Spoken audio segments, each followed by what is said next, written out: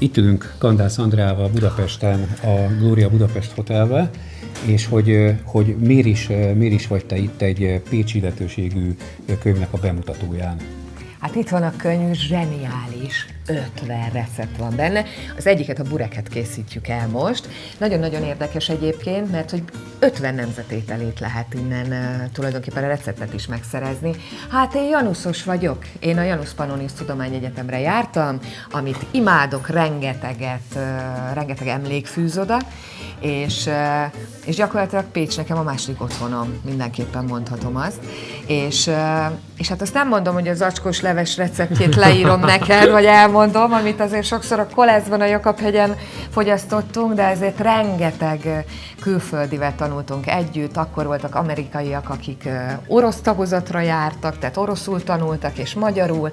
Akkor voltak az orvosi, ugye szinte minden szobában más és más nemzetdiákja lakott. Már akkor is ilyen pezsgő volt az élet. Zseniális volt. Nagyon jó volt egyetemistának lenni. Képzeld el, hogy most már közel 5000 diák van, és ez 46 országból raktuk össze ezt az 50 receptet, és hát mondhatom, hogy legalább olyan színes, mint amilyen a kollégiumi élet volt. És ezt a receptet, amit választottunk, ugye ez a burek, ez a déli kötődés okán is, ugye a déli határrészen fekszik Pécs, és ez közel áll mind a kettőnkhöz, és ezt fogjuk most elkészíteni. Igen, és egy bosnyák lány adta át a receptet, aki egyébként a családjában az anyukájától tanulta, és tulajdonképpen az összes történet, családi történet és érzelmes történet, mert hogy az étel az úgy jó, hogyha együtt körbeüli a család, a barátok, vagy mi, ahogy az egyetemen körbeültük az asztalt, még akkor is, amikor csak zacskós leves volt, ez tökéletes. A kandiféle mindent bele. A kandiféle mindent bele levessel. És ennek olyan jó illata van, úgyhogy most nézzük meg, hogy hogyan készül.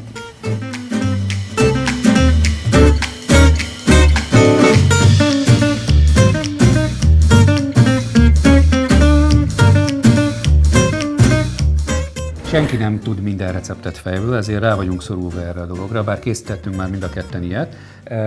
Amit választottunk... Én csak kettem, de nem baj. Igen, Akkor most együtt fogunk készíteni. Igen. Nagyon izgalommal várom egyébként, mert hogyha jól megtanítasz, akkor már délután nyújtok otthon, megígértem a családnak.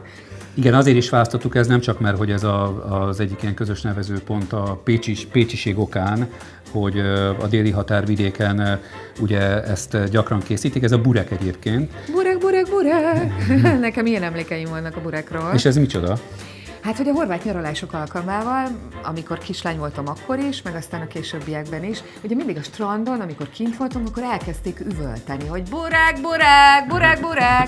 És annyira finom illata volt, és tulajdonképpen a család, a közös evés, az, hogy akkor leterítettük a sziklás tengerparton a pokrócra, és ott ettük 2 pofára, hát isteni, és a gyerekem is imádja. Megpróbáljuk ezt a hangulatot visszahozni majd, amikor megkóstoljuk. Meg a 2 pofára evést. Így van. Egyébként 46 ország 50 receptjéről van szó ebben, és most kipróbáljuk, hogy jó a recept, ami benne van. Hát de valami csodás egyébként, tehát a fotó is nagyon szép, és nagyon izgalmas receptek vannak egyébként is ebben a könyvben.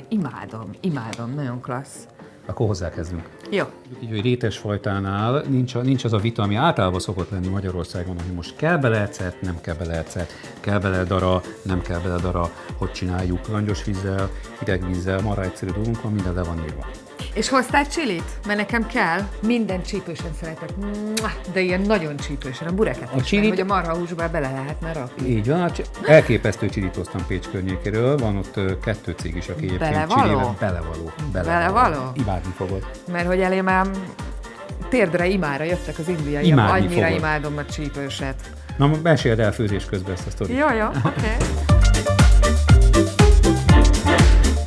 És akkor te tudod úgy, mert ez nagyon jól fog kinézni. De jó. Direkt nem ettem semmit.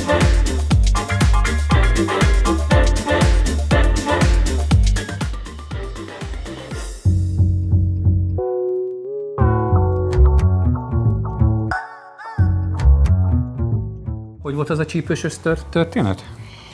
Én imádom, én 2 pofára eszem tényleg, és harapom a hegyes erőst is itthon, tehát simán 2-3 hegyes erős lemegy, és imádom az indiai konyhát, mert mindig valami csípőset készítenek, és kint voltunk Delhiben, leültünk enni, 5 fiúval voltam, tehát 6-an voltunk, kihozták, mint ahogy az erős Pistát itthon, hogy lehet belőle egy kis csipetnyit enni, és ez egy ilyen jó nagy tálka, hát ennek a 2-szerese volt nagyjából, és ezt szépen nagy kanállal megettem.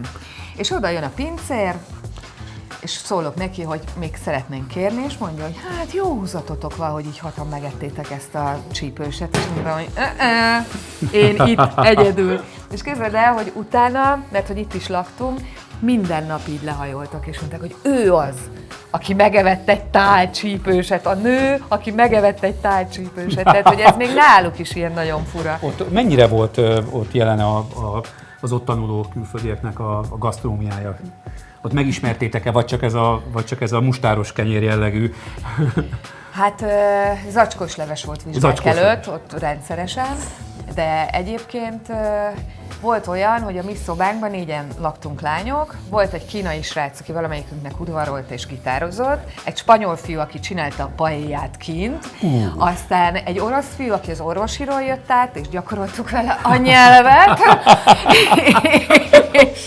és mondjuk egy magyar, aki pedig arra várt, hogy megcsináljuk a mindent bele levesemet, mert hogy én abban az időszakban mindent, ami maradt a kolesznak a hűtőjében, azt összeszedtem, és beleraktam egy tál vízbe, vagy egy fazék vízbe, és nagyon megfűszereztem, mert imádom fűszereket azóta, és körbeültük, de abban minden volt. Csirkehús, marhahússal, húsleves zöldség, fokhagyma krémleves hozzávaló, tehát minden, de isteni volt, megnyalnád a 10 ujjadat utána, komolyan. Biztos vagyok benne. Úgyhogy abszolút, tehát, de ugye én utazási műsorral foglalkozom, és azóta bejártam a világot, és egyébként a kínai, amit csinált, az rettenetes volt. És akkor kiderült, amikor Kínában voltunk, hogy a kínai, az teljesen más ízvilág, mint igen. Az itthoni az magyarokra, vagy Európára kitalált kínai ételeknek. Igen. De milyen okosak ebbe is, tehát hogy úgy lehet valamit eladni, hogyha... Igen. Ezek a pécsi gyökerek, nemzetközi gyökerek abszolút megmaradtak, és bárhol járok a világon, mindenhol van kit felhívni. De jó. Vagy Facebookon, vagy valamilyen módon megkeresem, ha annak idején nem tudtuk tartani a kapcsolatot, vagy már nem az a telefonszáma. Úgyhogy ez egy ilyen, tényleg egy ilyen nagyon nyitott egyetem volt már akkor is, és imádtam, nagyon szerettem, és hát milyen jó volt, amikor így pasizni is lehetett, tehát nem csak helyiekkel, hanem, és ugye az ember sokat utazik is ám. El is készült a tészta, lehet látni a felületén, hogy... Micsoda szobrász vagy, te férfi ember. Gyönyörű. Ilyen szép lett az állaga, és akkor ezt pihentetjük egy 35-40 percet, és utána szépen elkezdjük kihúzni. Na, arra leszek kíváncsi, hogy szakad vagy nem szakad. 6 éves korom óta tévésnek készülök. Tényleg? És képzeld el, hogy az egyetemen, a Pécsi Egyetemen indult el először a kommunikációs szak Magyarországon, és én abban az legelső osztályban voltam. Hát hiszen a magyar kereskedelmi tévék sikeres szerkesztői riporteri azok Pécsről kerültek ki. Sok nevet lehet mondani. Bújcsak, Kert Attilával, a Nettivel, az RTL-es híradóssal, tehát hogy rengetegen Pécsről mentünk, igen. Izgulok a séf előtt. De ne izgulj, semmi izgalmi nincs. Nagyon szépen vágod, meg utána megmutatom, hogy kell. Lehet jázni a szörösön, ugye? De nagyon jó, nem, semmi gond nincs ezzel. Tehát fölvágjuk először ilyen csíkokra, attól függ, hogy milyen vastag csíkokra a hagymát, hogy milyen apróságúra, milyen méretűre szeretnénk a hagymapockákat, nem vágjuk végig. Egyébként a burekhez milyen méretűre szeretnénk? Hát ez tök jó, mert szét fog főni, tehát látod? Fölvágtam és összefogja a vége. De jó, ilyet meg nem is láttam így soha, pedig szoktam. Na most ugye azért tartják így, mert egyrészt ezzel összefogják a szálakat, miközben vágod, nem fog nyaklani, másrészt meg ezzel tudod a távolságot állítani. Hogy az ujjad is megmaradjon. Igen, ezt tolod előre. Ezzel tudod a távolságot állítani, hogy milyen közönként akarod vágni, ezzel is a méretét tudod befolyásolni. És akkor szépen... Ja, hogy akkor te nem is így hogy a hegye rajt marad. Hát úgy is lehet, ez most egy kisebb kés, látod, és akkor így... Ja, és akkor emiatt kényelmetlen. De jó, kényelmetlen, és akkor tulajdonképpen ennyi. De ügyes vagy. Na. Szép lett a hagymád. Készen van a hagymánk, és akkor fogunk egy serpenyőt.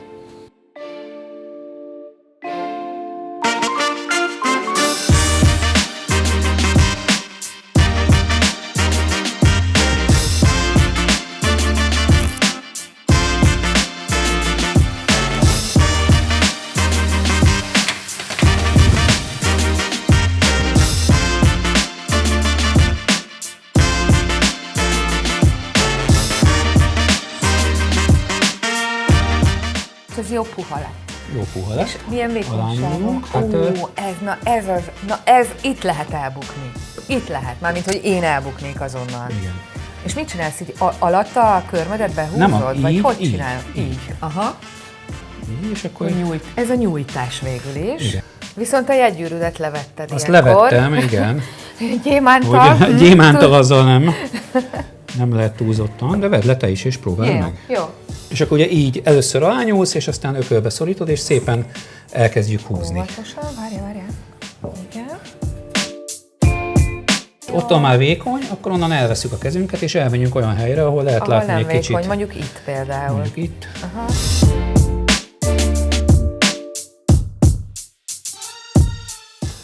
Na, tehát tulajdonképpen itt van az alapunk. Már nagyon éhes vagyok. Most már nagyon közel vagyunk, úgyhogy tényleg percek kérdése. Utolsó kilométerek a maratonom. Így. 35 perc alatt kb. Egy kis nyers tésztát azért Persze. előjáróba. Te szeretsz egyébként belekóstolni? Persze.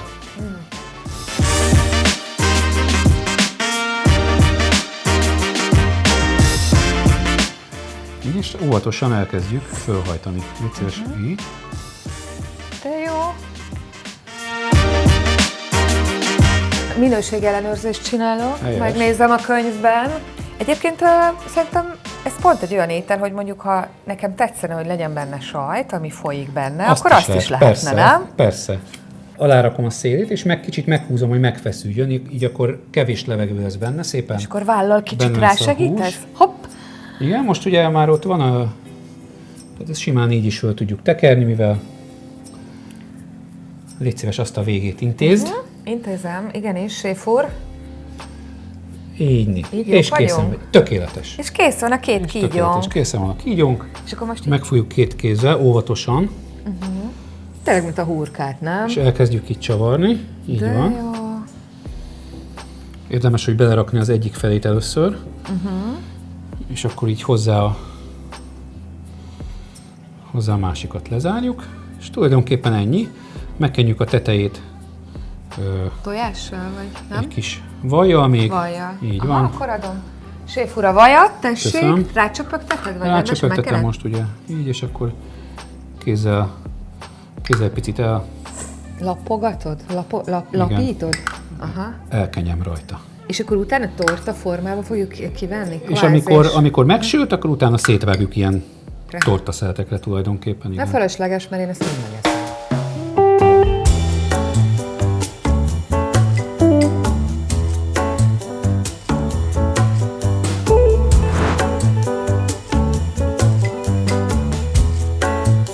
Ajánlom hozzá ezt a vörösbort, ugyanis ez is pécsi illetőségű, hiszen az egyetemnek van a Szöldészeti és Borászati Kutatóintézet, ahol nagyszerűbbnél kiválóbb borokat ajánlottunk egyébként a könyvbe is. Igen. Ahol tulajdonképpen az alapanyagokat is és az összes hozzávalókat is mind pécsi illetőségű helyekről szereztük be. Pécsi emberek dolgoztak rajta, tehát igazi lokálpatrióta összefogásba készült ez a könyv. Hát ez látszik is rajta, és érezhető is egyébként.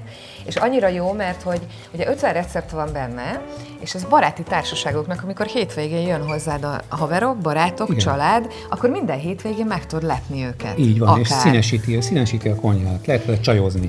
Hát végül is nálunk az egyetemen egyébként, a kollégiumban, ott a folyosón voltak fiúk, és akkor amikor itt, ami havonta egyszer együtt a csajokkal főztünk, és a külföldi srácok is ugye jöttek hozzánk, érezték, hogy valami jó illat van, és az volt a legjobb, amikor úgy csajoztak velünk, hogy a mi kajánkat ették, mi a hasukon keresztül megfogtuk őket, közben nyelvet tanultunk, szó szerint ezt is. pasizásnak hívják, nem Nem, csajozás. hát annyira szigorú vagy. Igen. Na nézzük, hogy Na. miből élünk. És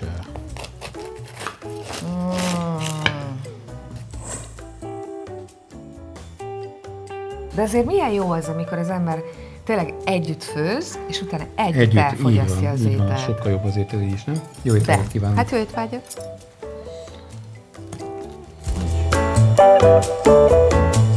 Nagyon szépen, hogy az ember szétrágja, elkülönülnek a rétegek, kellemesen át van sülve, a külső ropogós, a hús benne lágy.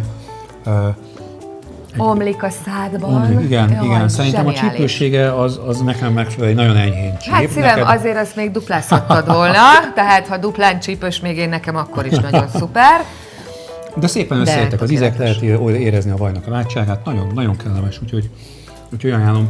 Én egyébként csak a piskótában nem rakok fokhagymát, ebbe sincsen, de én biztos, hogy el kellett Egyébként volna rakhattunk volna de a fokhagymát, recept nekem szerint is nincsen bárhova benne. jöhet.